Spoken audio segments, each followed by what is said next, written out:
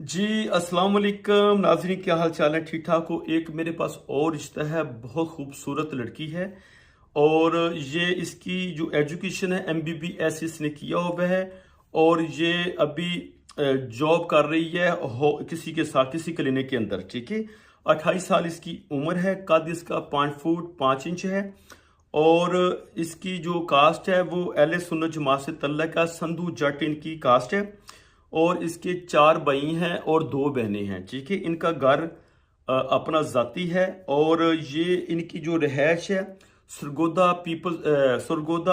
New सेटला town में इनकी रिहाइश है। अगर किसी ने इनके साथ रिश्ता करना है तो इनका जो कोड नंबर है AB81 इसका कोड है इस रिश्ते का। तो अगर किसी को ये रिश्ता कबूल है तो आप हमारे साथ रब्ता कर लें व्हाट्सएप पे, हम आपको इसकी अपडेट आपको दे देंगे। बहुत शुक्रिया, वीडियो को एंड तक देखिए करें। अल्लाह हाफिज़।